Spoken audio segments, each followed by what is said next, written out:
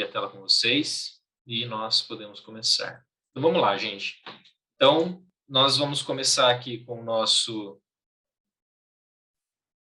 GitHub Essential, tá? Então, nossa linha base aí é a base que todo desenvolvedor precisa conhecer. Tem um motivo para isso e eu vou explicar ao longo do nosso treinamento de hoje. E o que vocês podem esperar do treinamento de hoje, tá?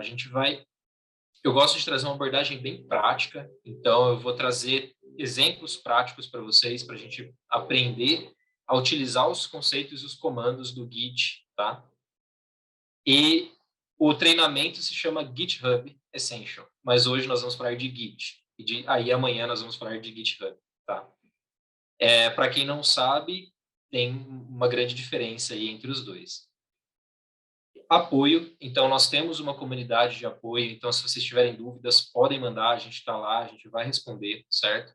Aprendizado estruturado, então eu vou tentar ir criando com vocês uma base para a gente entender o porquê do Git, como utilizar o Git para que as coisas façam mais sentido. Então, como eu falei, nós temos a comunidade e também mostrar rotas para vocês irem além. Porque isso aqui, o nome é GitHub Essential. Então, vocês não vão aprender tudo, não vão sair daqui sendo super experts em Git. Mas vocês vão ter uma base mais sólida e vocês vão poder ir além se vocês quiserem, porque a gente vai colocar várias referências que a gente validou, tá? Não é qualquer coisa que a gente achou na internet, para que vocês possam estudar além, se vocês tiverem essa vontade. Beleza? Então, para hoje, a gente vai ver um pouquinho sobre versionadores, o que são versionadores, o que eles fazem, e aí nós vamos nos aprofundar um pouquinho mais no Git. Então, alguns conceitos teóricos, ver os comandos principais que a gente utiliza no nosso dia a dia e alguns fluxos de trabalho que eu acho que para a maioria de vocês, talvez a parte dos conceitos teóricos e dos fluxos de trabalho seja algo um pouquinho mais novo. Mas a gente precisa fazer, como eu falei, um aprendizado estruturado. Então, eu vou começar da base. Pode ser que para alguns de vocês seja muito óbvio, seja muito simples, mas a gente precisa entender que nós temos pessoas aqui de todos os níveis hoje. Então, eu preciso começar da base e a gente vai aprofundando, beleza? E muitas referências também ao longo de todo esse material.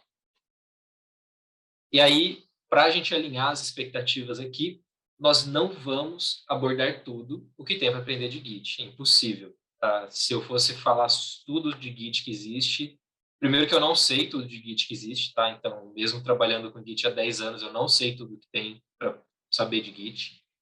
E eu precisaria de pelo menos umas 30 horas aí de treinamento para passar um pouquinho de tudo. E as ferramentas mudam, né? Pode ser que amanhã surja uma nova versão do Git que mude completamente a forma de trabalhar com ele. Então, a gente não pode se prender a isso. Então, bora lá.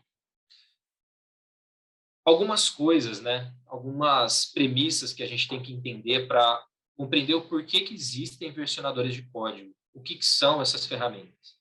Primeiro todo dev cria código.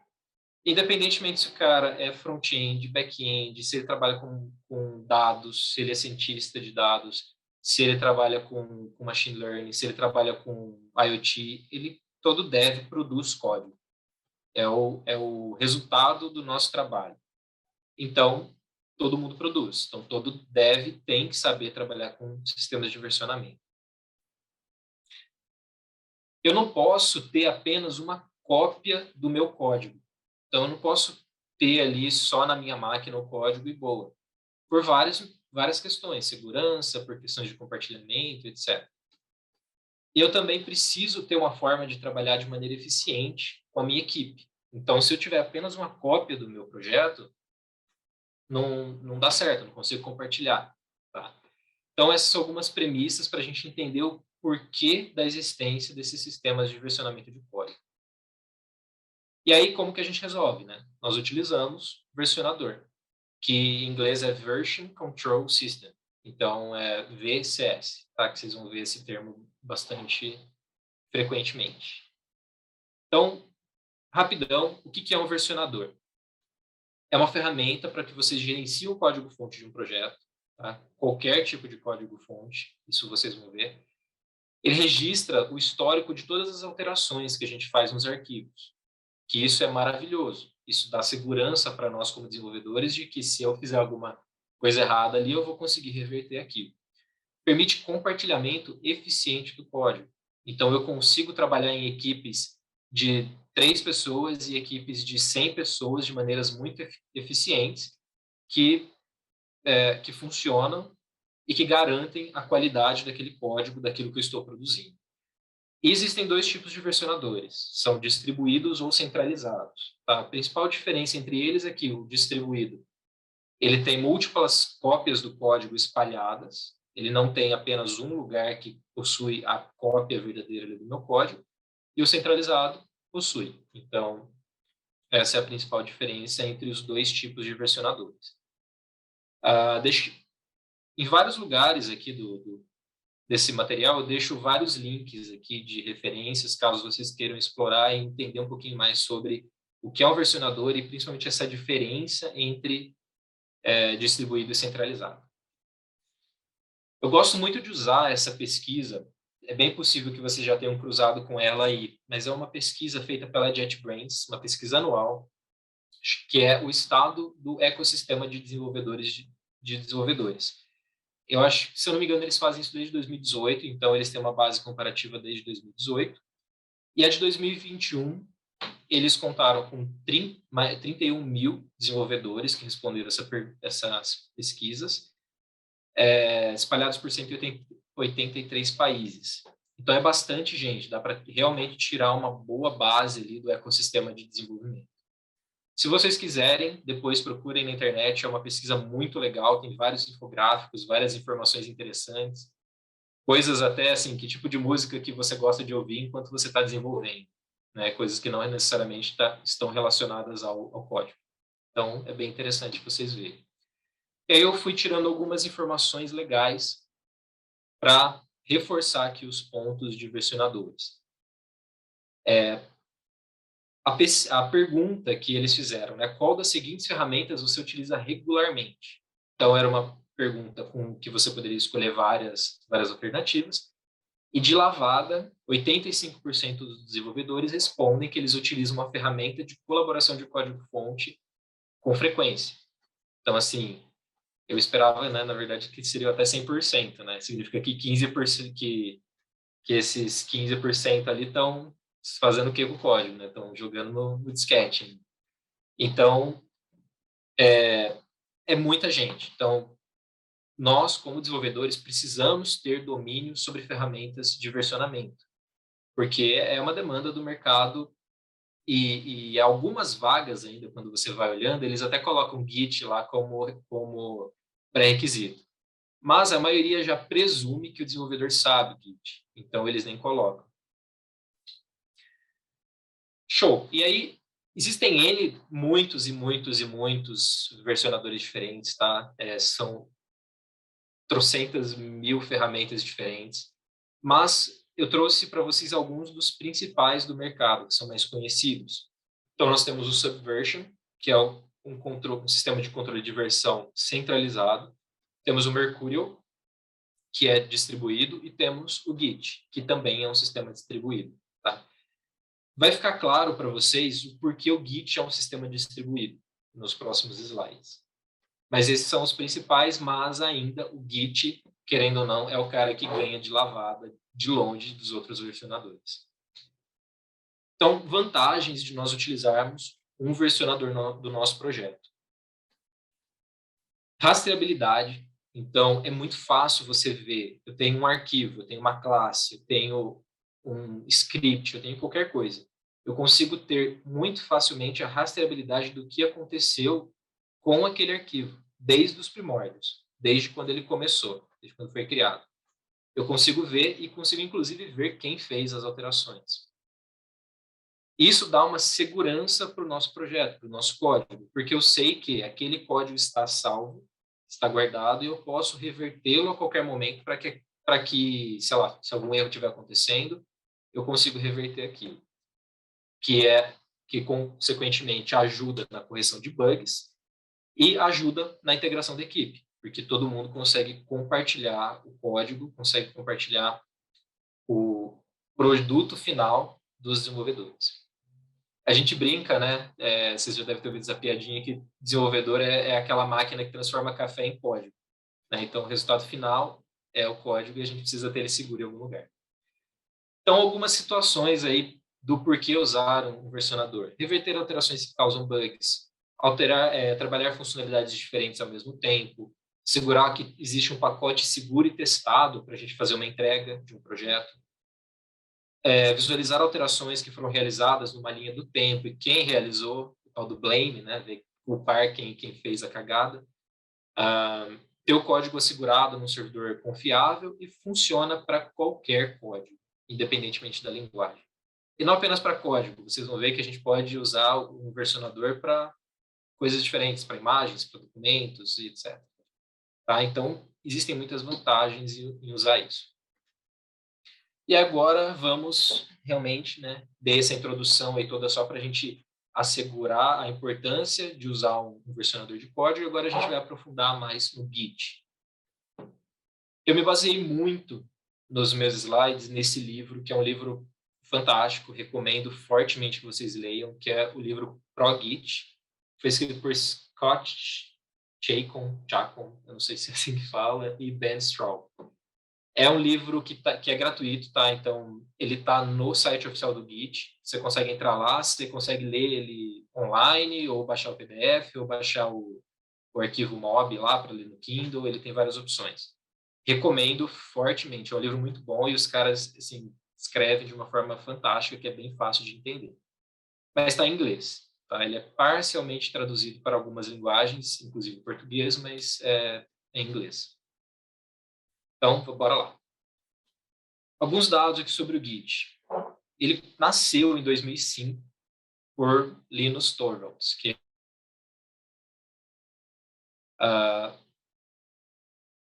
ele nasceu, na verdade, de um problema que eles tiveram, que a kernel do Linux, eles utilizavam um sistema chamado BitKeeper, que era um outro versionador. Mas era um versionador proprietário, então tinha uma empresa por trás disso. Deu uns rolos lá com a empresa não quis mais permitir que utilizassem ele para manter o kernel do Linux.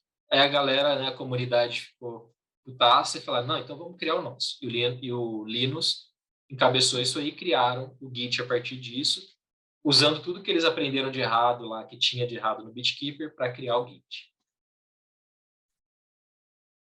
Ele é gratuito e open source, então o Git está lá, ele é open source para quem quiser contribuir de alguma forma, corrigir algum bug, e gratuito, ele não está atrelado a nenhuma empresa.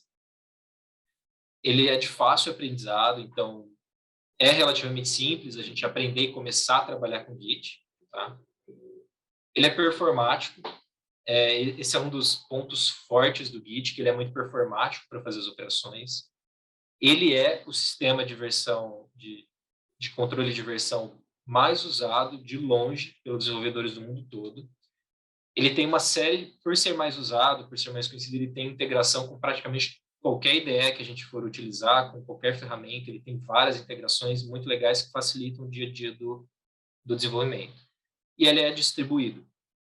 Distribuído significa que cada desenvolvedor tem um histórico completo do repositório. Tá? Então, isso vai ficar mais claro também, conforme a gente avançar. Mas, basicamente, a cópia que eu tenho na minha máquina é a cópia certa, é a cópia original, digamos assim. Eu não tenho mais apenas um lugar que é a fonte da verdade, eu tenho várias. Tá? Isso vai ficar mais claro ao longo do treinamento. E aí, de novo, trouxe um dado lá daquela pesquisa que fala que 93% dos desenvolvedores utilizam o Git diariamente. Tá? Então, assim, é de longe o mais usado. Tá? E você vê outros aí como a Subversion. Eu achei um pouco estranho colocarem o Azure DevOps, porque no fim o Azure DevOps usa Git, mas beleza, sei lá, que critérios que eles utilizaram aí. Tem o Mercurial, Perforce e outros aí que são bem menos utilizados. E aí outra informação interessante é como que as pessoas gostam de utilizar o controle de versão. né? E 67% prefere usar pelo terminal, enquanto 57% preferem utilizar pela IDE, que é alguma coisa mais integrada. Então, no fim, a maioria prefere utilizar por linha de comando mesmo, que eu acredito, pelo menos é o que eu sinto, dá mais controle para a gente saber o que está realmente acontecendo. Então, beleza. Primeira coisa que a gente sempre tem que fazer quando a gente vai trabalhar com Git é saber se ele está instalado, né? Instalar o Git na máquina, que ele é uma ferramenta, você tem que instalar ele como qualquer outra ferramenta. E aí eu vou fazendo aqui com vocês, num terminalzinho, alguns comandos, tá? Para a gente ver, para vocês verem, para deixar um pouquinho mais dinâmico aqui. Eu não vou esperar que vocês façam junto, né? Porque a gente está em muitas pessoas aqui, mas só para vocês verem aqui. Então, git version, tá? Quando eu faço esse comando e ele retorna alguma coisa, significa que o Git está instalado. E a versão que está instalada para mim é 2.34.1 do Windows, tá? Maravilha. Então, com isso eu sei que eu estou com o ambiente do Git ali funcionando para que eu consiga trabalhar. E agora a gente vai entrar, antes de começar os comandos de verdade, eu quero passar por alguns conceitos que eu confesso que confesso para vocês que para mim não era totalmente claro na minha cabeça esses conceitos. Quando eu peguei esse livro para ler e entender, falei, puxa, olha, agora eu entendi por que o Git faz assim, por que eu tenho que fazer tal comando, por que ele é tão rápido. Então as coisas vão ficando mais claras. Então eu queria passar esses conceitos com vocês rapidamente e depois a gente entra na parte de comandos efetivamente, tá? Deixa eu dar uma olhadinha no chat se tem alguma coisa. Beleza. Então, são conceitos mais teóricos, tá? Que a gente vai ver agora. E bora lá. Primeiro conceito. O Git, ele não armazena diferenças entre os arquivos. Ele armazena snapshots. Então, toda vez que eu faço um commit, ele pega todo o meu repositório e armazena uma cópia. Entenda assim, tá? Eu estou explicando de forma genérica, não é bem uma cópia que ele faz, mas ele armazena um snapshot completo do meu repositório, mesmo que o arquivo não tenha sofrido nenhuma modificação. E aí, o grande ponto dele é, se o arquivo não foi modificado, ele não vai gravar aquele arquivo novamente, ele cria uma cópia, né, uma relação com a última alteração que foi feita naquele arquivo.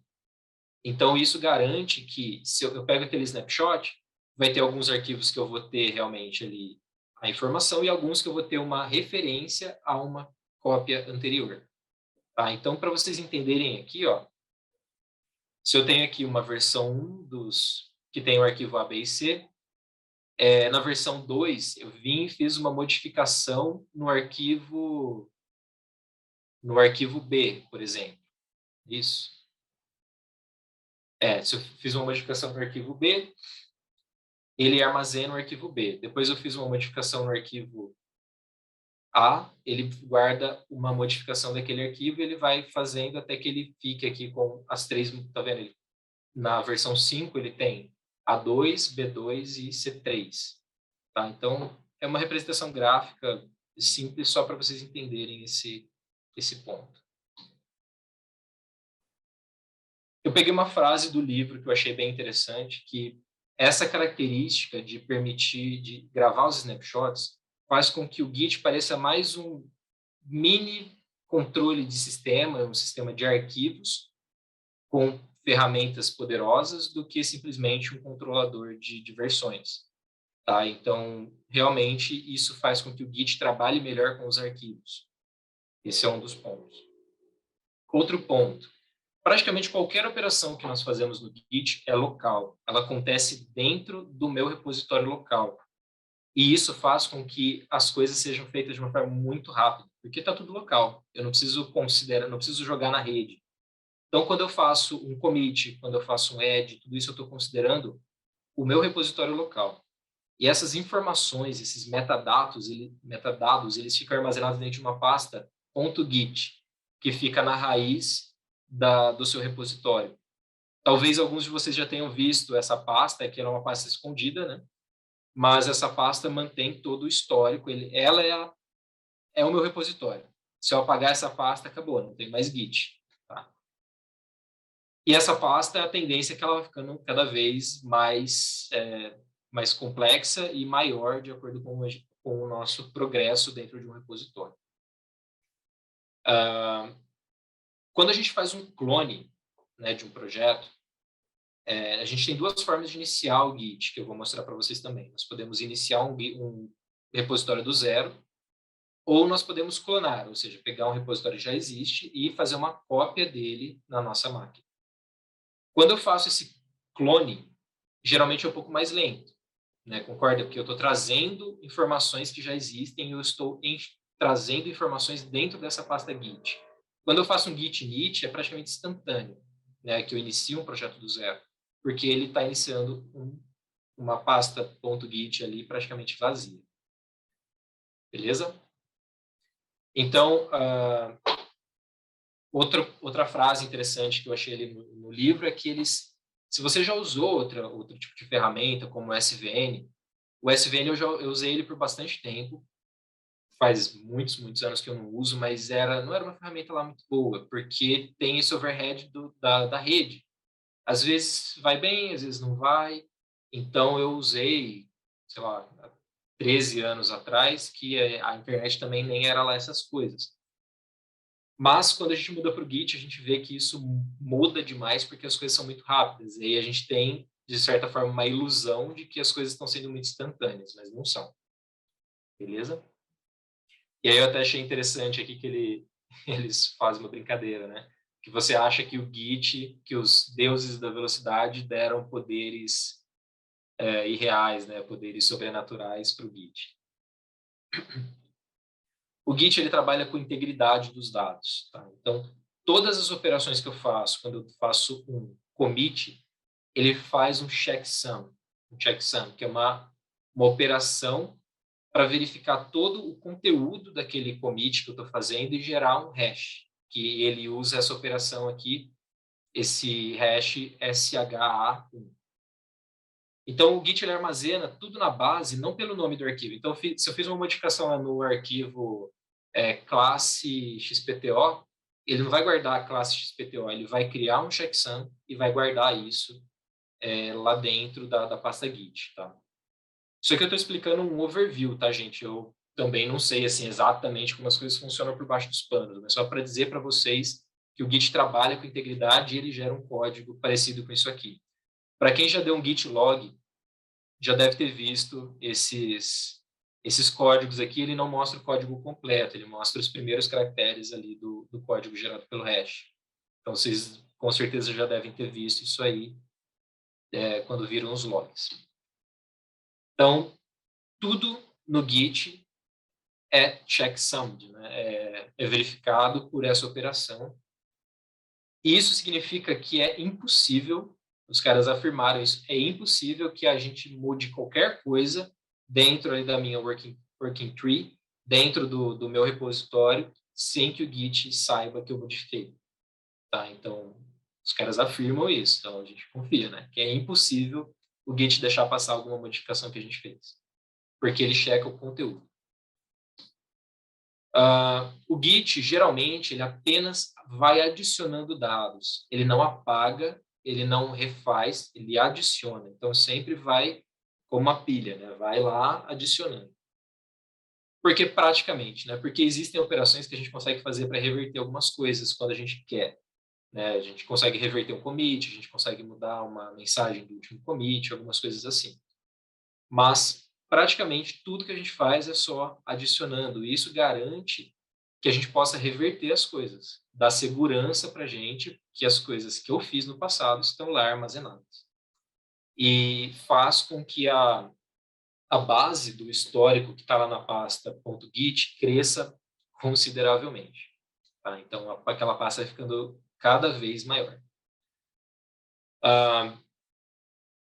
E a frase, né, que eles colocaram é que trabalhar com Git, esse fato de estar tudo sendo sempre adicionado, faz trabalhar com Git ser algo alegre, ser algo mais tranquilo, porque eu sei que se eu fizer alguma coisa errada, se eu ferrar alguma coisa, né, nas palavras deles, eu vou conseguir reverter aquilo. E por último, esse é um ponto extremamente importante que vocês precisam compreender para entender bem o Git e os comandos que a gente vai utilizar depois. O fluxo básico de trabalho do Git, ele considera ali 3 estados. Tá? Nós temos 3 estados principais quando a gente está trabalhando com os nossos arquivos, que é modified, staged e committed. Modified significa que eu fiz uma modificação. Entrei lá no meu arquivo, na minha classe, e mudei uma linha. Está modificado.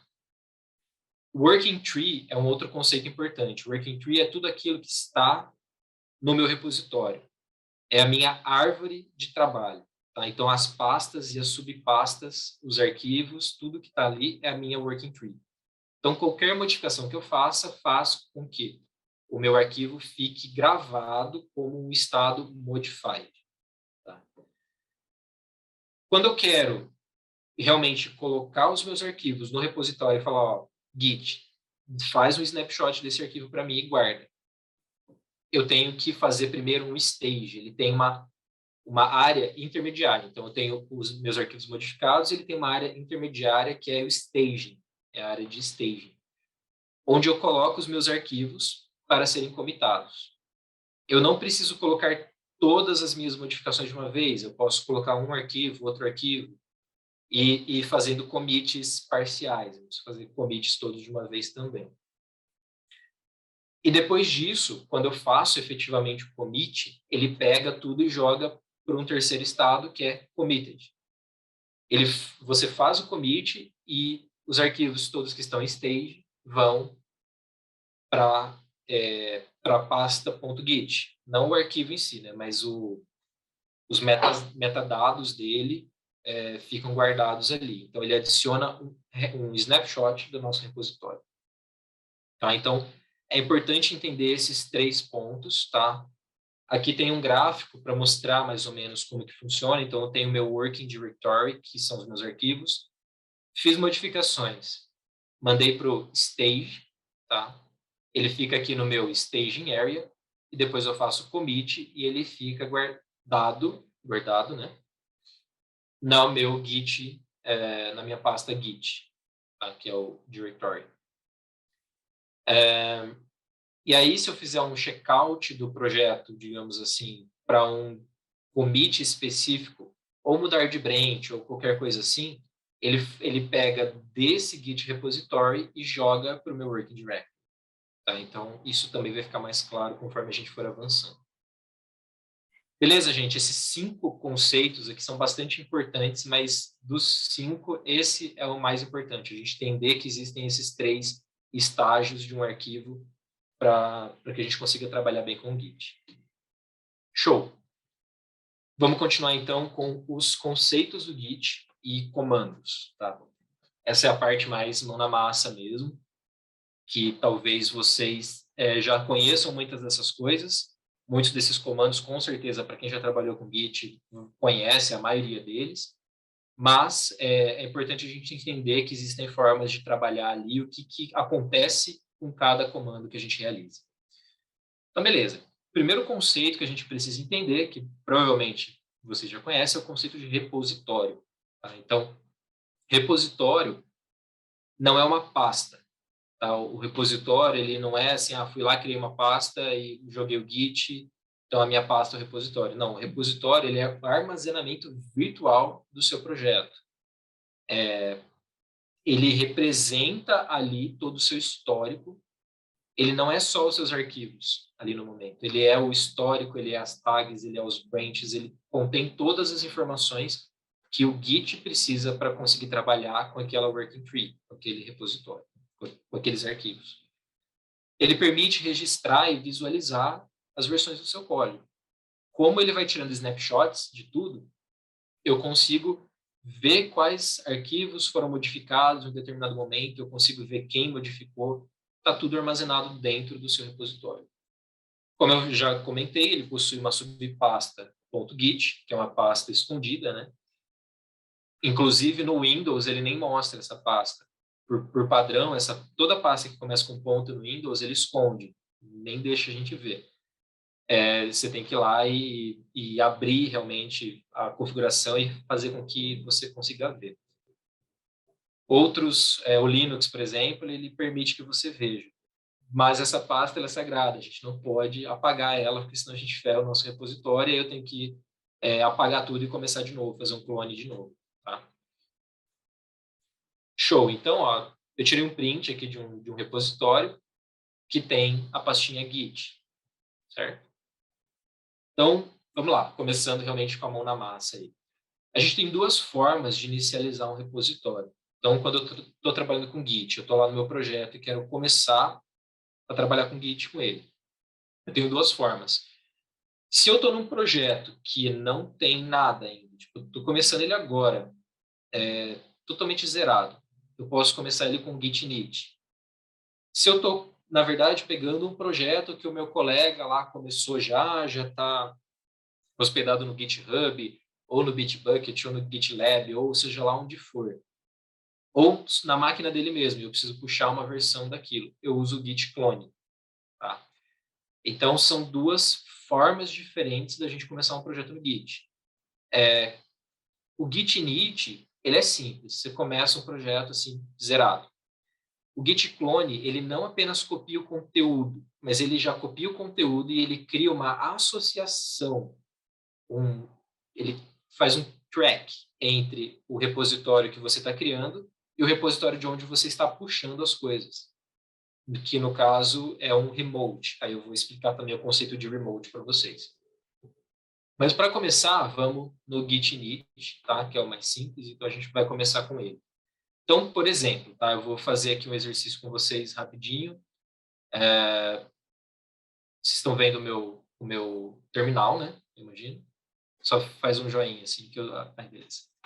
Show. Então, por exemplo, eu estou numa pasta qualquer minha aqui, eu vou criar uma pasta nova. Então, por exemplo, Git Training, vamos supor. Tá? Opa, tem que criar primeiro. Então, Git Training. Beleza. Criei essa pasta, só para confirmar, a pasta está ali. Então, eu faço um cd git train. Show. Eu quero, então, essa pasta, ela não tem nada. Vou mostrar para vocês aqui, ó, que existe um comandinho muito bom que a gente tem que usar ele com frequência, que é o git status. Git status, para a gente ver como que está o git naquela pasta, naquele lugar onde a gente está trabalhando. Opa. E aí, ó, então a gente põe aqui git status. Beleza? Não é o repositório do Git. Claro, a gente não fez a inicialização dele. Então, eu ponho aqui git init. Show. Ele já fala, ó, foi inicializado um repositório vazio para você nessa pasta. Se eu der agora um git status, ele coloca aqui que ele está no branch main e que ainda não tem commit e também não tem nada para commitar. Beleza? Tudo certinho por enquanto. Então, ó, para mostrar para vocês aqui que foi isso que eu fiz. Bem simples, não tem segredo, só inicializei. Se eu verificar, se eu entrar nessa pasta e ver o que ela tem, por enquanto não tem nada, ele tem só aquela pastinha .git. Tá? Show. Então, por enquanto, nenhuma dúvida, né? Se tiverem dúvidas, podem mandar no chat aí, beleza? E a outra forma que nós temos de fazer de fazer isso efetivamente aqui é através de um clone. Tá? Então, eu posso clonar um repositório para minha máquina e ele vai já trazer todas as informações para mim. E aí eu vou fazer um exemplo de clone aqui para vocês, rapidinho, só para vocês verem. Eu tenho um repositório aqui, depois eu vou falar sobre esse repositório para vocês, tá? Então, eu quero fazer um clone para dele. Isso eu também vou falar amanhã sobre formas de fazer o clone de um repositório, por exemplo, do GitHub para sua máquina. Tá? Isso é conteúdo de amanhã. Então, eu vou fazer um clone aqui por SSH. Deixa eu voltar aqui.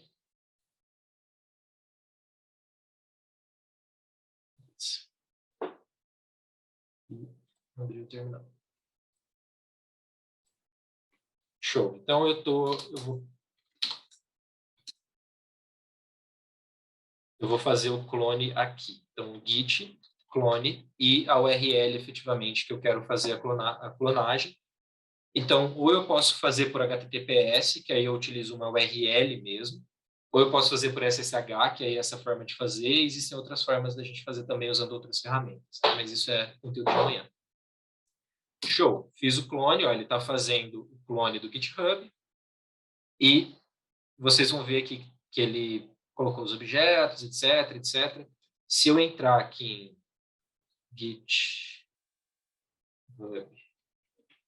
Essential e fizer uma verificação, ele tem pastas aqui, ele tem arquivos, etc. Tudo de acordo com o que está lá.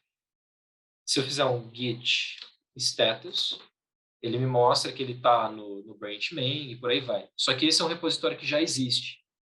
Para vocês verem que é um repositório que existe, se eu der um comandinho aqui chamado git remote, que eu também vou explicar em breve para vocês, ele me mostra que existe um remote associado a esse repositório, ou seja, ele tem uma ligação com um outro repositório que está em um outro lugar que não é a minha máquina local, certo? Show! Então, com isso, nós temos o git clone e o git init. Deu para pegar a diferença? Acho que está bem claro, né? Começar um projeto do zero ou pegar algo que já existe. Beleza, esse exercício já fiz com vocês. Agora nós temos a parte de commit. Então, se eu quero fazer um commit, realmente, é como eu tinha explicado para vocês, daqueles 3 estados, né? Então, primeiro, eu tenho que pegar todas as minhas modificações que eu fiz e jogar para um estado intermediário, que é o stage, ou staging. Então, eu tenho que jogar tudo para lá. Para fazer isso, eu uso um comando chamado git add.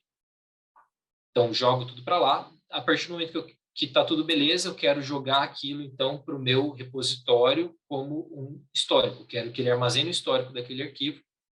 Eu faço um git commit, que ele grava as alterações na base local. Tá? E tem um outro ponto importante, porque os nossos commits, eles precisam ser identificados. Então, a gente precisa saber quem fez cada commit. Vamos supor que eu vou lá e faço uma cagada no código, eu preciso que as pessoas saibam que fui eu que fiz, né? Então, existe esse comando aqui, que geralmente a gente faz apenas uma vez, que é o git config. A gente configura o username e o e-mail, e que ele pode ser configurado tanto globalmente ou por repositório. Tá? E a gente vai fazer isso aqui junto também. Então, só para mostrar mais uma ilustração aqui, para ficar mais fácil de entender. Então, quando eu faço git add, eu jogo de working directory para staging area, e quando eu faço o git commit, eu jogo do staging para o repositório, para criar o histórico do repositório. Tem uma forma de fazer assim, o Git ele permite um atalho, digamos assim, que eu já faço diretão. Ao invés de ter que fazer um git add, depois um git commit, eu posso fazer um git commit -a ali, que ele já pega tudo e joga direto para o repositório. Só que isso aqui tem um pulo do gato. Ele não adiciona arquivos novos, ele só joga arquivos que já foram comitados pelo menos uma vez. Se você criou um arquivo, você tem que dar um git add. Não adianta fazer o git commit -a, porque o arquivo novo não vai subir. Tá? Então, no dia a dia, assim, aí é preferência minha, no final das contas eu acabo usando sempre o git add e o git commit. Para mim já ficou bem fácil de fazer isso. Beleza, então vou fazer aqui novamente com vocês alguns comandos. Então eu vou voltar lá para aquela minha pasta que eu criei, que é o git training. E aí eu vou fazer uma configuração. Aqui no meu caso especificamente, se eu fizer um git config username para ver o nome que está configurado, ele já vai trazer algo, porque eu já fiz essa configuração global. Tá? Então, uma vez que eu fiz essa configuração global para minha máquina, todos os repositórios pegam ela automaticamente. Mas uma coisa que acontecia muito frequentemente comigo, acontece ainda, às vezes eu estou num projeto, eu estou usando o Git na minha máquina, mas eu tenho um projeto pessoal, que eu uso a minha conta do GitHub, que está atrelado ao meu e-mail pessoal. E eu uso também a minha máquina ali para trabalhar projetos da minha empresa, que aí eu tenho que usar o meu e-mail da empresa. Então, eu consigo fazer essa configuração por repositório. Tá? Então, no caso aqui, se eu quiser fazer a configuração, é git config user name, e aí eu ponho aqui o nome que eu quero. Então, vamos supor, eu vou mudar aqui para Adriano M. Gomes, só para vocês verem modificando. Então, se eu fizer de novo esse comando username, o nome está diferente. Mesma coisa para o e-mail. Hoje é esse e-mail meu que está cadastrado aqui globalmente, mas eu vou fazer de novo um git config user e-mail e vou colocar um e-mail diferente, adriano@email.com. E aí eu fizer um user e-mail, vocês vão ver que está o adriano@email. Se eu quiser fazer essa configuração global, basta que eu faça isso aqui. Ó. Coloque o git config, global, e defino. Com isso, eu estou fazendo globalmente. Aí, só para vocês verem que existe essa diferença entre repositório, se eu for no meu repositório GitHub Essential e fizer o mesmo comando e-mail, ele vai mostrar o e-mail que está configurado globalmente. Tá? Então, é importante vocês saberem, isso aqui é um negocinho que é um detalhe, mas é importante saber porque é muito comum a gente estar trabalhando na empresa e tem repositórios que eu preciso comitar com o meu e-mail empresarial e outros que eu preciso comitar com o meu repositório, com o meu e-mail pessoal, por exemplo. E a diferença é que eu até posso comitar com o e-mail errado, digamos. Eu até posso fazer um commit com esse e-mail adriano@email.com, que é um e-mail que não existe. Mas, na hora de fazer a rastreabilidade, ele vai ficar meio perdido, porque ele não sabe quem que é esse usuário, ele não sabe que é o mesmo usuário que o adriano@gmail.com. Tá? Então, tem esses detalhezinhos aí que é importante a gente prestar atenção. Então, eu vou voltar ali para o meu Git Training, minha pasta. Então, com isso, eu já fiz aqui a minha configuração que eu precisava para ser identificado nos meus commits, tá? Show. Então, o próximo passo agora é a gente fazer efetivamente um commit de um arquivo. Tá? Eu vou fazer um negócio bem simples aqui para vocês, pelo terminal mesmo. Eu vou criar aqui um arquivo, um readme.file com alguma coisinha dentro, tá? Então, existe um comando para fazer isso. Então, eu vou colocar aqui testing. Então, eu vou imprimir dentro de um readme.md esse sustenido teste. Show, criou. Se eu der um ls agora, eu vou ver que tem um arquivo readme. Se eu verificar o conteúdo dele, eu vou ver que ele está com o sustenido teste. Beleza, criei um arquivo. Git status. Quando eu dou o git status agora, vocês vão ver que o Git vai me falar, ó, você tem um arquivo novo que não está traqueado, que não está registrado ainda. Então, se você quiser colocar ele, você tem que dar um git add, nome do arquivo. Então, o git status ele é muito legal, porque muitas vezes ele fala para a gente o que a gente tem que fazer em seguida, se a gente está com dúvida. Então, é bem legal sempre trabalhar com git status. Então, beleza. Agora, eu vou fazer aquele procedimento que eu expliquei para vocês. Vou jogar ele para a staging. Então, git add. Tem várias formas de fazer o git add, tá? Eu posso fazer assim, então, readme.md. Eu vou jogar um arquivo específico dentro do meu staging. Ou eu posso fazer assim. Se eu fizer assim, ele vai pegar todos os arquivos que tem a extensão MD e jogar para o meu staging. Ou eu posso fazer assim, por exemplo. O que isso significa? Eu vou jogar tudo o que foi modificado. Todas as minhas modificações ali no momento, eu vou jogar para o meu staging ao mesmo tempo. Na prática, tá, gente? Assim, eu acabo usando muito mais o git add, git add all, também a gente pode fazer assim, tá? É ponto ou all, do que ficar jogando coisas específicas ali para o meu stage, tá?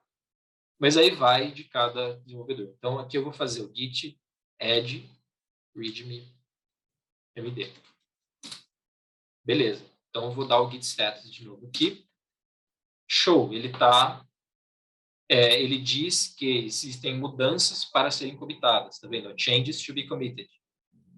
Então, ele até fala, ó, se você não quiser commitar isso aqui, então você tem que tirar do stage. E aí ele até dá o comando, ó, git rm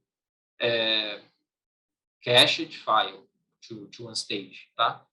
Na prática, a gente acaba não usando tanto isso aqui no dia a dia, mas é importante vocês saberem que dá para tirar do stage também. Porque vamos supor, pô, vi que tem um arquivo que está cagado ali, não quero commitar ainda. Então, você tira do stage antes de fazer o commit. E aí, eu faço efetivamente aqui o git commit. -m é o parâmetro de mensagem. Então, todo commit precisa de uma mensagem, tá? Então, eu coloco aqui alguma coisa tipo first commit. E aí, ó, um arquivo modificado, create mode readme.md. Então, ele criou aquele arquivo e ele está salvo no meu repositório. Se eu der novamente aqui um git status, ele vai falar que não tem nada para commitar, que a working tree está clean, ou seja, sem nenhuma modificação. Com isso, por exemplo, se eu der um git log agora para verificar o meu histórico de modificações, eu consigo ver ali, ó, autor Adriano M. Gomes, que é o que eu coloquei ali, que eu configurei, adriano@email.com, que é um e-mail inexistente, mas foi o que eu fiz a configuração, e o tal do checksum aqui, que é aquele código gigantão lá que ele utiliza. Tá? E a mensagem que eu coloquei aqui. Tá bom? Beleza. Com isso, então, nós temos o nosso arquivo commitado, nós temos as modificações já commitadas. Outro comando aqui, que eu esqueci de falar para vocês, é o git reset. Se eu quiser tirar todas as minhas modificações do stage, eu faço só git reset, ou git reset, passo ali o nome do arquivo, ou então passo dessa forma aqui com o asterisco e a extensão, tá? Isso aqui depois eu deixei bastante referência para vocês se aprofundarem e verem a documentação que tem no Git, que é muito completa, que vocês conseguem ver todas as opções que tem lá. Beleza? E aí um outro ponto bastante importante, tá? Nem sempre a gente quer commitar tudo que nós temos no nosso repositório. Então, quem já trabalhou aí com qualquer coisa que trabalha com Node, sabe que ele cria uma pasta chamada Node Modules, que é um bagulho pesadíssimo, pesadíssimo. Tem projetos que lá chega, tipo, meio giga, assim, é um negócio absurdo. Você não vai commitar aquilo, pelo amor de Deus, que não pode ser commitado de jeito nenhum. Então, você adiciona ele num arquivo chamado gitignore, .gitignore, tá? Ele é um arquivo que ele é commitado e o Git pega as informações dele para saber o que ele tem que ignorar. Pode ser pasta, pode ser arquivo, pode ser extensões específicas de algum arquivo. Então, é bem importante que vocês configurem isso nos projetos de vocês. Então, por exemplo, um exemplo aqui de arquivo de gitignore, né? Eu posso colocar pastas, então, tipo, o Node Modules aqui, eu faço com que o Git ignore ele. Ou eu posso colocar arquivos, né? Então, tipo, teste m.log, tudo que tiver um .launch aqui, ignora. Então, eu consigo fazer esse tipo de configuração, que é extremamente importante para manter o Git mais limpo possível. Porque vocês imaginem se eu realmente fizer o commit da minha pasta Node Modules. Aquele negócio é gigante, assim, tem milhares e milhares de arquivos, tem megas e megas. Meu, cada modificação que eu fizer naquilo e aquilo for guardado na minha pasta Git, cara, meu projeto vai ficar, assim, insuportavelmente grande em pouquíssimo tempo. Então, não dá para fazer isso. Tem que tomar esse tipo de cuidado. Aí, agora, um conceito extremamente importante também que nós precisamos compreender é o conceito de branch. O que são branches? Os branches, eles são cópias independentes, elas não dependem uma da outra. Você cria uma cópia a partir de uma linha principal do código do repositório. Então, eu tenho lá um branch, que geralmente o Git hoje ele trabalha com o conceito de main. Então, quando eu crio um projeto inicial ali, ele cria um branch para mim, que ele chama main, de principal. Antes ele chamava master. De uns anos para cá ele foi modificado porque ele tinha aquela referência de master slave, então, para tirar essa referência, que historicamente é pejorativa, etc., eles mudaram o nome para main. Mas pode ser que vocês cruzem com algum repositório aí que ainda trabalhe com o branch master e não com o branch main. Mas é a mesma coisa, tá? Só para vocês saberem. E ele é uma abstração do processo de edit, de stage e de commit, né? Daqueles 3 estados que eu falei para vocês.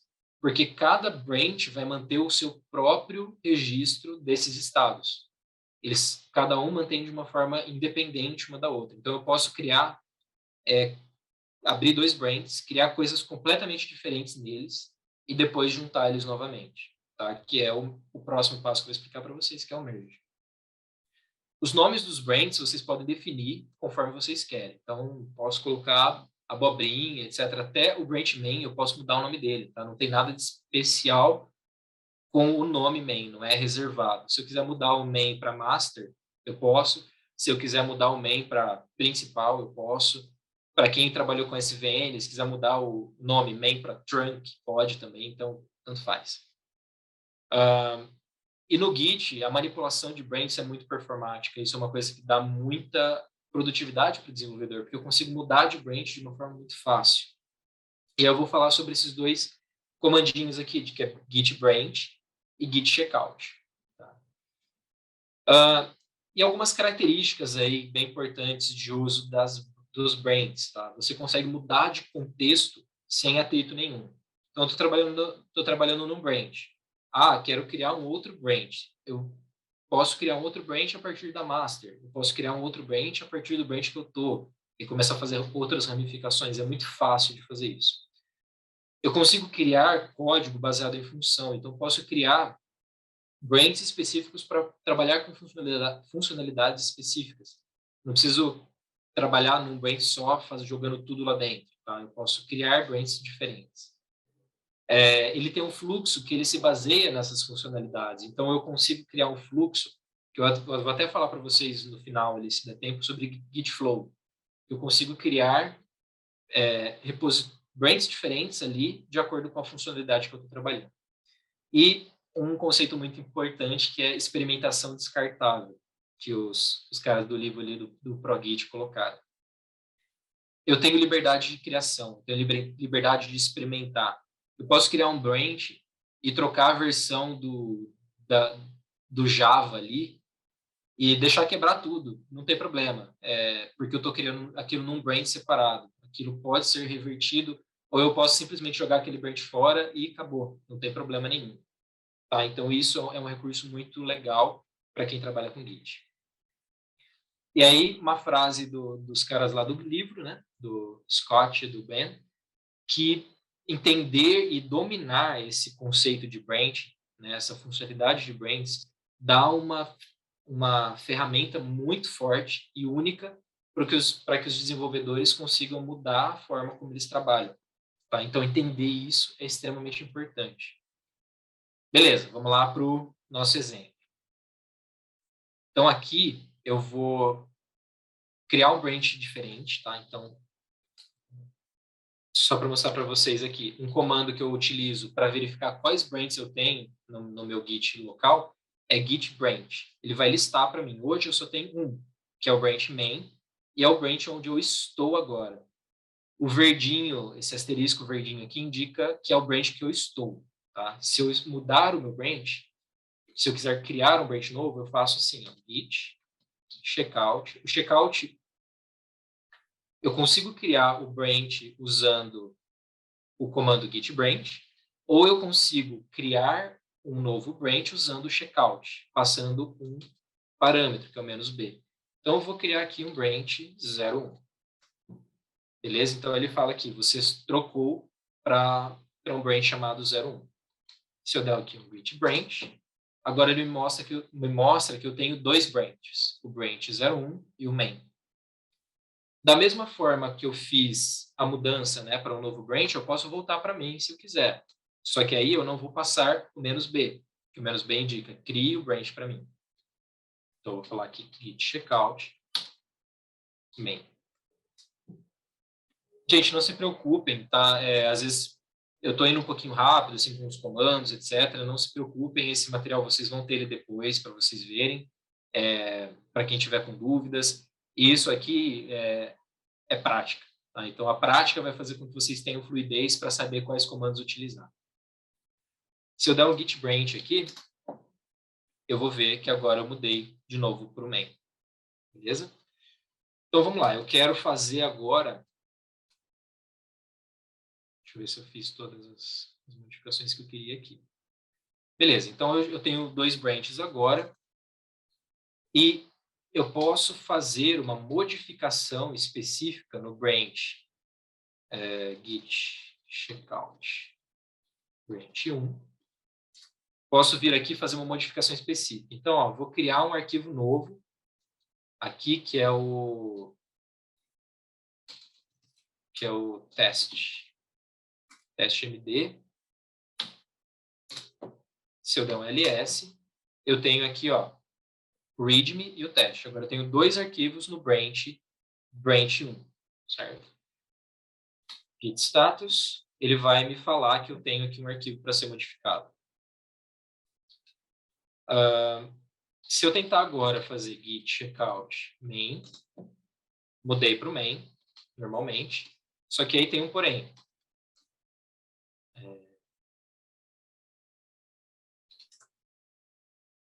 Como eu não joguei aquilo para stage, ele está na minha working tree.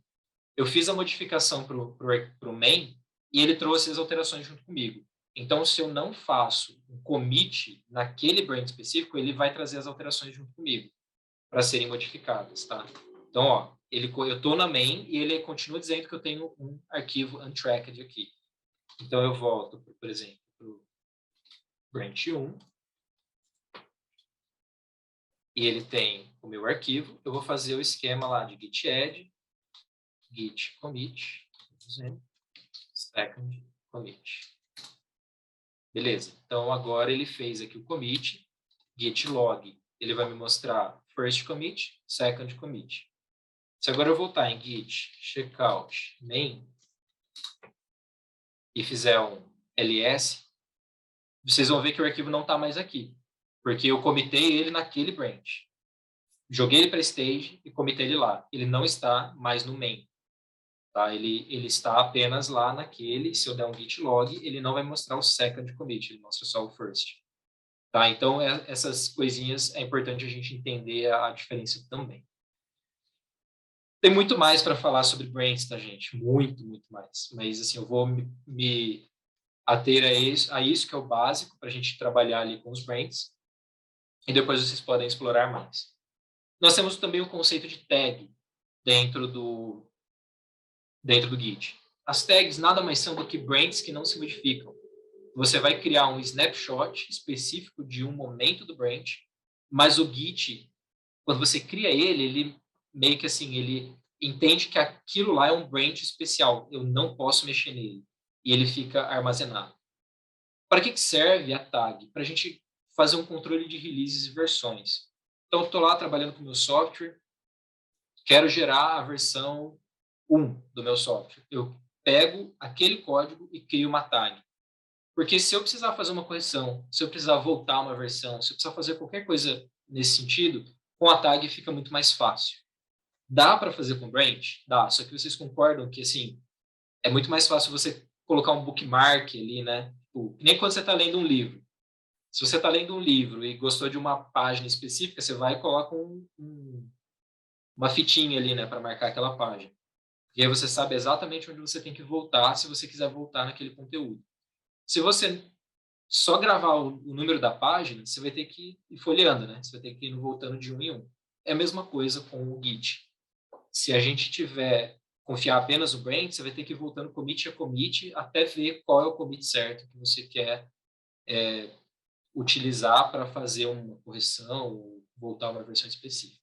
Tá? A tag é muito simples. eu nem vou fazer ela efetivamente aqui, tá? Só vou mostrar os comandos. Então, se eu quero, da mesma forma como eu estou trabalhando com Git, com Brain, se eu quiser listar as tags que eu tenho, eu faço git tag. Para criar uma tag, eu ponho aqui git tag e o nome da tag que eu quero colocar. É muito comum criar tags com versionamento, principalmente versionamento semântico, mas pode criar com qualquer nome que você quiser também aqui, indiferente. E aqui você pode passar também uma mensagem, se você quiser, para ele gravar aquela mensagem no commit que está gerando aquela tag. Tá? E lembrando, né, tudo isso que nós estamos fazendo está local. Eu não estou jogando aquilo para nenhum remote, para nenhum lugar ainda. Se eu quiser fazer um push das tags, se eu quiser jogar aquelas tags para que elas sejam armazenadas em um outro repositório, né, um remote, eu tenho que fazer o push. Tá? Mas eu vou entrar no push também em breve. E eu posso criar um branch a partir de uma tag também, de uma forma muito fácil. Então, esse exemplo que eu dei para vocês, deu um problema na versão 1 do meu software. Eu vou lá e crio um branch, git checkout-b, o nome do branch e o nome da tag. Então, ele pega aquela tag e cria um branch a partir daquela cópia. Tá bom? E aí você faz as modificações que você quiser normalmente. Merging. Isso aqui é uma parada que dá muita zica, muitas vezes, quando você está trabalhando numa equipe. Porque essa possibilidade de você trabalhar com brands diferentes, muitas vezes você pode modificar o mesmo arquivo. Duas pessoas modificando o mesmo arquivo e, às vezes, a mesma linha. O mesmo arquivo, a maioria das vezes o Git mesmo consegue resolver as coisas ali, porque ele é bem inteligente para tentar mesclar os arquivos. Mas, quando você muda a mesma linha, aí não tem jeito. O Git não é divino, ele vai dar um conflito e falar, ó, não sei o que fazer aqui. O fulano mudou, você mudou, então o que eu tenho que usar? Então, quando você faz um merge, você puxa alterações de um branch para o outro, tá? O Git tenta resolver tudo isso automaticamente, como eu comentei com vocês, mas nem sempre dá certo, tá? Por exemplo, nesse caso aqui que eu falei para vocês, eu falei, né, eu tenho dois branches diferentes. Eu tenho o branch. Eu tenho o branch 1 e o branch main. Vocês concordam que o branch 1 ele está à frente do branch main, porque ele tem um arquivo a mais, ele tem uma modificação a mais que eu fiz ali. Eu poderia simular um conflito, mas não vou por causa do tempo, tá? Então, eu vou só mostrar como que o branch lisinho funciona aqui. Mas para eu simular um conflito, bastaria que eu fosse no main, criasse um arquivo teste também e colocasse um valor diferente ali na primeira linha, ao invés daquele teste 1, 2, 3, colocasse qualquer outra coisa. Na hora que o Git fosse tentar juntar os arquivos, ele não ia saber o que usar e ia dar um conflito. Mas eu vou fazer do jeito mais fácil aqui. Então, eu estou no main e eu quero puxar as coisas do branch 1. Então, eu faço git merge branch 1. Então, isso faz com que as coisas que estão no branch 1 sejam jogadas na main. Se eu der um ls agora, ó, o meu arquivo teste está aqui. Tá? Então, o merge é dessa forma que a gente faz. Esse é um merge liso, mas geralmente os merges, não geralmente, se a equipe estiver trabalhando direitinho, não é para ficar dando muito conflito. Mas é bem comum dar conflitos e a gente precisa resolver. E para resolver, o Git, ele automaticamente, ele pega e marca para a gente aonde estão os conflitos. Ele joga lá umas tags que falam para a gente, ó, aqui conflitou. E aí a gente tem que ir lá e resolver. Eu posso resolver pelo terminal, mas aí é uma particularidade, um gosto meu. Eu não gosto de resolver pelo terminal. Porque como você está lidando com código, muitas vezes você precisa modificar alguma coisa, você precisa trabalhar, então eu prefiro trabalhar com a IDE efetivamente.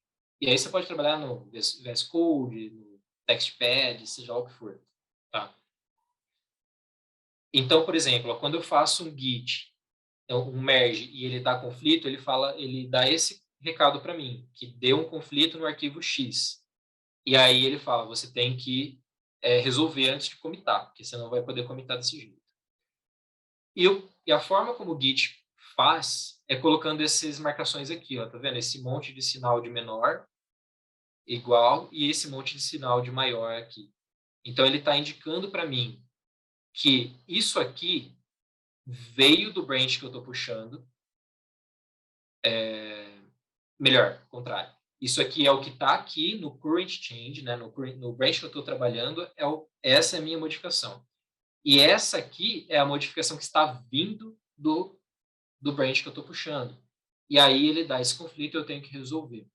O VS Code ele já tem algumas coisas automáticas, algumas opções que eu posso selecionar, tipo accept current, então se eu clicar aqui ele vai pegar essa modificação, ou accept incoming, que ele pega essa modificação, ou você pode resolver isso aqui manualmente, removendo essas tags e deixando o código do jeito certo.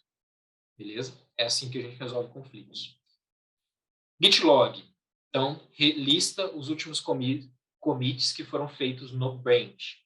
E ele exibe o checksum dos commits. Isso aqui eu já mostrei para vocês. A único a mais aí que eu colocaria é que existe esse parâmetro que eu posso passar aqui de git log oneline. É com 2. Que aí ele mostra uma versão resumida para mim do log, tá? Ele não mostra todas aquelas informações. Ele vai mostrar, tipo, de uma forma bem resumida. É o único ponto a mais aí. Ponto importante. Notem que tudo até agora a gente está fazendo localmente. Eu não fiz nenhum push, eu não fiz nenhum remote, eu não fiz nada. Eu estou fazendo tudo local. Se meu computador pifar, queimar, se roubarem, se cair um raio aqui, queimar meu HD, qualquer coisa, perdi tudo. Porque ele está local. Tá? Esse é um dos pontos do Git que também a gente precisa entender. Ele é rápido porque eu estou fazendo local. Então, a partir de um determinado momento, eu preciso fazer um push, eu preciso adicionar remotes para que eu consiga jogar as minhas modificações ou pegar modificações de outros repositórios. Tá? É aquele velho negócio, né? Que eu mandei hoje mesmo lá no Discord. Quando estiver pegando fogo, vocês dão um commit lá, push e sai do prédio, para não perder as modificações. Já aconteceu comigo, tá? Até quando eu trabalhava com o Thiago, tinha uma vez lá que eu estava trabalhando, eu veio o notebook para trabalhar em casa. Final de semana, fiz um monte de coisa no código. E domingo de manhã, não tinha ninguém em casa, entrou um Zé Ruela e roubou as coisas da minha casa. Levou notebook, levou câmera, levou um monte de coisa. Perdi. Perdi as modificações, porque não tinha feito push. E aí tive que fazer de novo. Então, Git push é importante. A gente nunca sabe quando vai precisar dele. E aí, remote, tá? Explicar o conceito de remote para vocês. Gente, talvez a gente passe uns 15 minutinhos, tá? Das 9, mas fiquem à vontade se alguém tiver horário aí, precisa sair. Mas prometo que estamos nos finalmente. Então, remote, eles são associações nomeadas com repositórios externos. Então, você linka, digamos assim, ele não é bem um link, tá? Mas você cria uma associação com um repositório que pode ser o repositório do seu colega, pode ser um repositório que está armazenado no GitHub, no GitLab, no Bitbucket, seja lá onde for. Mas ele está em um outro local. E aí é possível você fazer sincronizações desses locais através de comandos do Git, do fetch, pull, push, que são esses comandos especiais que a gente utiliza. Eu posso ter vários remotes, tá? Eu posso ter um remote para a máquina do meu colega e posso ter um remote para o GitHub. Posso ter um remote do GitHub e um do Bitbucket. Posso ter N remotes que eu quiser, tá? E esse é o conceito que realmente permite a colaboração entre os desenvolvedores. Então, aí só para uma ilustração simples, eu posso ter aqui o meu repositório e eu posso ter um remote para um repositório do meu colega e um remote ali para um GitHub da vida. Show. O remote, a gente utiliza ele dessa forma. Tá? A gente adiciona um remote dessa maneira. Eu criei aqui, na organização, um repositório só de exemplo para a gente trabalhar aqui, que é esse Git Exercise. Ele não tem nada, tá? Eu só quero mostrar para vocês aqui a forma de adicionar um remote. Então, eu venho aqui em git training. Se eu quiser listar todos os remotes que eu tenho no meu repositório, eu faço assim, git remote. Hoje ele não tem nada. Mas eu quero adicionar. Então, eu ponho git remote add, o nome do remote que eu quero colocar. No caso aqui, é muito comum no Git a gente utilizar o nome origin para dizer quem é o remote principal, digamos assim, quem é a verdadeira fonte de informações, no caso, o GitHub. Mas eu poderia colocar aqui abobrinha. E aí aqui é efetivamente o nome o link do repositório, tá? Que aí, no caso aqui, eu estou fazendo por SSH. Show. Se eu listar aqui git remote, eu tenho um remote chamado abobrinha. Beleza? Dá para trabalhar normalmente com isso. Aí, beleza, git remote. Se eu quiser remover um remote, ele tem o git remote, rm e o nome do remote. Então, se eu quiser, por exemplo, vir aqui e remover o abobrinha, só git remove, git remote, rm, abobrinha. Mas eu não vou remover porque eu achei legal o nome. Beleza. E aí, se eu quiser fazer git remote e quiser ver o URL, é git remote -v. Beleza? Bora para frente, que agora a gente vai fazer as próximas coisas aqui. O git fetch. Então, quando eu faço o git fetch, ele baixa todos os objetos e referências de um outro repositório, ou seja, desse remote. Ele sincroniza apenas os metadados dos branches, tá? E não efetivamente os arquivos em si. Então, se eu faço um fetch, vamos supor que lá no meu remote eu tenho um monte de arquivos. Se eu faço um fetch, ele não está puxando os arquivos, ele está puxando as informações dos branches, tá? Então, para eu fazer um fetch aqui, eu não vou fazer mesmo, tá? Eu só vou mostrar para vocês os comandos. Então, eu posso fazer git fetch abobrinha e ele vai trazer as informações para mim que tenham lá de branches ou de qualquer outra coisa. E aí eu posso fazer um fetch apenas de um branch, ou eu posso fazer um fetch all, que traz todas as informações de todos os branches. Tá bom? Show! E aí, agora, uma parte importante aqui, que a gente utiliza muito no nosso dia a dia, git push e git pull. O push faz com que tudo que eu tenho local vá lá para o meu remote. O pull faz o contrário. O pull ele tem uma dupla funcionalidade. Ele faz um fetch, que traz os metadados, e ele também faz um merge, ou seja, ele pega as informações dos arquivos e joga para o meu local. Tá bom? Então, ele tem essa dupla função. E aí, ele vai sincronizar os arquivos, ele vai fazer o merge. Lembra que eu expliquei para vocês que merge pode gerar conflito. Então, quando a gente faz o pull, pode ser que aconteçam conflitos locais que a gente precisa resolver e depois subir novamente. Tá bom? Então, dando um exemplo aqui para vocês, nesse exercício, o meu remote hoje, ele não tem nada, né? Vocês viram ali que era um repositório vazio. Então, antes de mais nada, eu quero fazer um push dele. Então, eu vou fazer git push abobrinha, que é o nome do meu remote, desculpe. E eu posso subir apenas um branch. Então, eu posso falar aqui, abobrinha main. Isso aqui, vocês viram que ele não foi instantâneo, porque eu estou jogando na rede, eu estou considerando a latência de rede. Então, ó, beleza, ele jogou aqui e falou que fez um new branch no repositório. Opa! Se eu for ali no Git Exercise, atualizar minha página, show!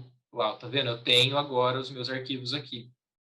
E quando eu vejo os meus commits, tá vendo aqui, ó, ele não consegue identificar esse cara, porque não é o meu usuário real. Porque é um cara que eu criei, assim, tipo, um e-mail que ele não sabe quem é. Se eu tivesse deixado o meu e-mail certo, ele já ia ter colocado minha fotinho aqui, tudo certinho, tá? Então, beleza, fiz e ele tem um branch. Vamos supor que eu queira fazer um push de tudo. Então, de todos os brands que eu tenho ali local. É só fazer git push, abobrinha, traço, traço, all.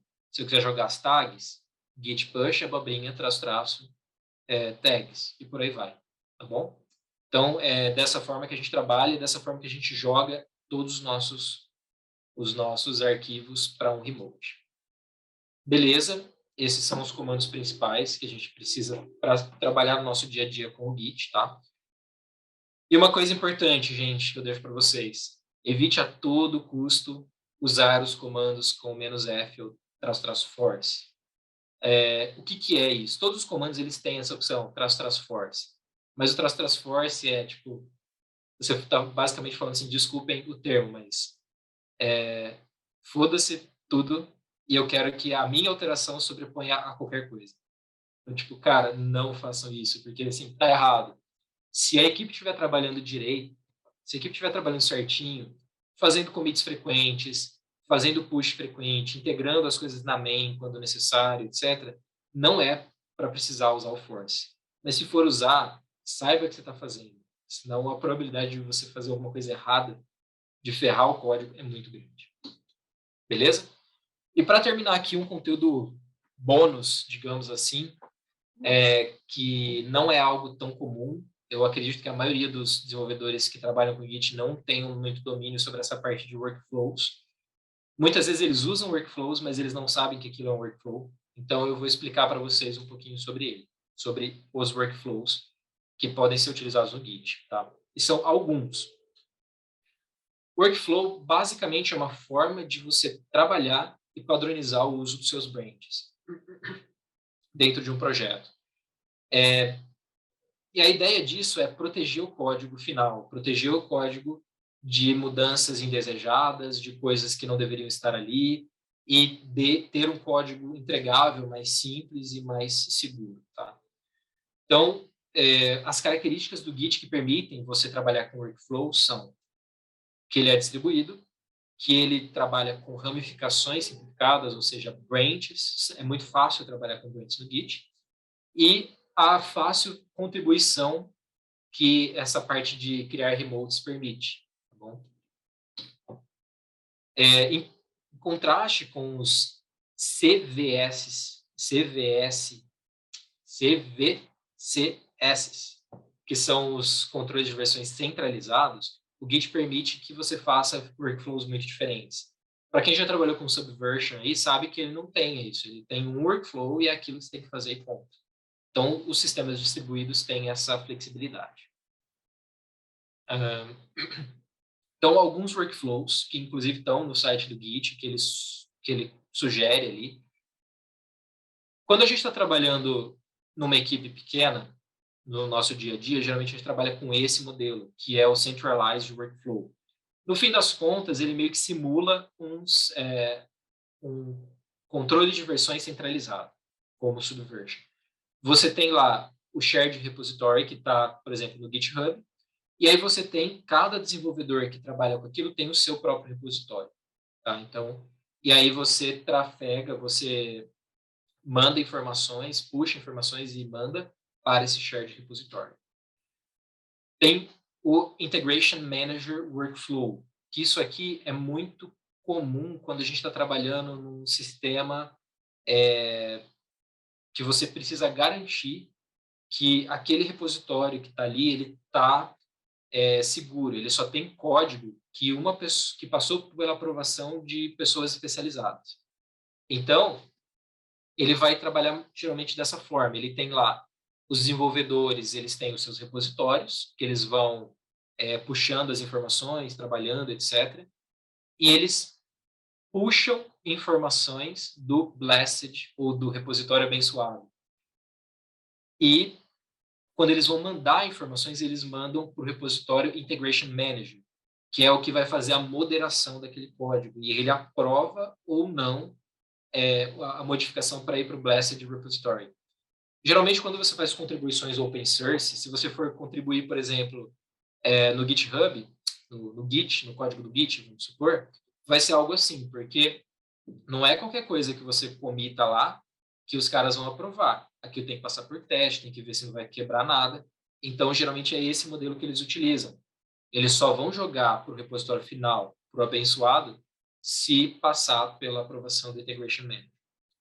Um outro aqui que é um pouquinho mais complexo, ele é uma variação do anterior, né? Então, é o Dictator Lieutenant's Workflow, que basicamente ele tem... Isso aqui geralmente é usado quando você está trabalhando com sistemas muito grandes, tipo o kernel do Linux ou alguma coisa mais parruda, assim, sistema operacional, tipo Windows, sei lá. Cada, cada desenvolvedor vai puxar as informações do Blessed Repository, mas eles vão mandar para os lieutenants, que são tipo, os coronéis. Os coronéis fazem uma pré-aprovação e mandam para o dictator, que é o cara que dá a palavra final e vai mandar e vai aprovar o que é ou não colocado no Blessed Repository. Tá? Esses são modelos de trabalho. Mas, geralmente, no dia a dia, a gente trabalha com isso aqui, com esse shared repository. E aí, bônus do bônus, Gitflow. Tá? Talvez muitos de vocês já tenham escutado esse termo, Gitflow. Ele é muito utilizado hoje, é um sistema, é um modelo bastante usado e bastante eficiente para usar no dia a dia de um projeto, de equipes pequenas mesmo, onde você tem algumas funções, você tem branches específicos para funções específicas. Então, você tem lá o branch da master, que ele é o cara que tem que ter o código seguro, código final, que você sabe que aquilo está funcionando e que pode ir para produção. Você tem branches de hotfix, que é aquele caso que eu falei para vocês. Vamos supor, a minha versão 1 do software deu problema. Então, eu tenho que resolver aquilo rápido. Independentemente do que a equipe está trabalhando, eu preciso resolver esse problema. Vou lá na master ou na tag, pego as informações, crio, faço a modificação no hotfix, testo e já integro ele de novo na master ou na main. Eu tenho branches de release, que geralmente são branches que são as funcionalidades depois que passaram por teste, depois que o pessoal desenvolveu, testou, fez teste unitário, fez teste de QA, regressão, etc, etc. E ele está, digamos assim, testado, ele está seguro para ser integrado na master de novo. Tem o branch de development, que é o branch que eu estou trabalhando as alterações que eu estou fazendo numa sprint, por exemplo. Então, minha equipe tem lá que desenvolver 3 funcionalidades. Então, eu crio um branch development a partir ali da master, trabalho nele e tudo que for feito de teste, o QA, né, o tester, ele vai trabalhar em cima desse branch. É ele que nós vamos jogar ele para um ambiente de desenvolvimento, etc., para ele ser testado. E aí eu tenho as features. Então, eu estou trabalhando numa funcionalidade, o Thiago está trabalhando em outra, o Pastor está trabalhando em outra. Cada um cria um branch para trabalhar em suas funcionalidades e depois volta ele para develop. Tá? Esse é um fluxo muito usado, tá? E eu já fiz entrevistas onde a galera perguntou sobre Gitflow. E então é um conhecimento legal que vocês precisam ter. Eu deixei aqui o link para esse artigo, é o artigo original do cara que criou esse modelo. Então é um artigo lá de 2009, 2015, eu acho que é 2015. Então é legal para ler e tem outras coisas, outros links aí para entender como funciona o Gitflow. E o Gitflow ele tem um plus aí que ele tem um CLI, né, um Client Line Interface, que trabalha em cima do Git, se vocês quiserem instalar. Então eu deixei o link também aí, que aí ele abstrai um pouquinho. Então, tipo, ao invés de fazer um Git, branch, Git checkout menos B e põe o nome do branch, você põe lá Git, feature, tal, e ele já cria um branch para você com o nome feature, tracinho alguma coisa. Ele tem umas facilidades, tá? Mas, no fundo, ele só abstrai algumas coisas que a gente consegue fazer normalmente pelo Git. E um outro modelo que está sendo muito usado hoje em dia é o GitHub Flow, tá? Que ele é parecido com o Gitflow, mas algumas particularidades. Então é isso. Passei todo o conteúdo que eu queria passar para vocês. Eu sei que é bastante coisa, mas a gente criou um repositório lá na nossa organization, que é o repositório que contém o material. Tudo isso aqui que eu passei para vocês estará lá. está parcialmente, eu não passei tudo ainda. Então, vai ter esse material e mais. Então, a ideia é que ele seja um repositório que tenha um conteúdo que a gente vá incrementando ele conforme a gente for descobrindo coisas novas, conforme eu for estudando outras coisas. A ideia é que ele vá sendo incrementado. Então, os links que estão aqui estarão nesse repositório, tudo lá certinho. Criei tudo como documentação. Então, fica a dica aí para vocês. Depois eu mando no Discord o link desse repositório. E nos próximos dias o conteúdo estará todo lá, tá? Não está ainda, só para vocês não criarem expectativa. Já tem uma parte do conteúdo e o restante vai ser colocado aos poucos. Então, como eu falei, está em construção. E aí, para amanhã, nós teremos sobre GitHub, tá? Amanhã vai ser uma aula um pouco... Hoje foi uma aula mais densa, cheia de conceitos, porque a gente precisa entender bem como o Git funciona. O GitHub, ele trabalha em cima do Git. Então, amanhã vai ser uma aula mais light, vai ser um negócio mais tranquilo, eu vou mostrar para vocês como o GitHub funciona, como que a gente consegue criar um perfil do desenvolvedor lá no GitHub. E também, a gente não vai esgotar os assuntos do GitHub, porque o GitHub é um mundo à parte. Ele tem muita coisa lá dentro que não dá para, em uma hora e meia de aula, não dá para passar assim, nem 10% do que ele tem. Mas eu vou passar para vocês uma ideia de como que a gente consegue trabalhar com o GitHub, tá bom? E também muitas referências para vocês. Deixo aí o meu muito obrigado. Vou deixar aqui o link, ó, para quem não está, entrar na nossa comunidade do Discord. E se quiserem lá dar uma olhada no meu GitHub, no GitHub da Double IT Experience, que a gente está criando também. Ele está novo, está com poucos repositórios, porque, como o Castor falou, é uma iniciativa nova, mas a ideia é que a gente vai colocar muito conteúdo lá ainda. E esse repositório do GitHub Essential, inclusive, eu vou criar exercícios lá, tá? Então, tipo, quem quiser pegar aquilo lá e criar, e fazer exercício, e comentar, e criar... Pode até fazer um fork lá, e quero fazer um PR, porque, tipo, descobri um artigo interessante ali, pode fazer também. A ideia é que seja um projeto open source para a gente criar um conteúdo legal ali. É isso.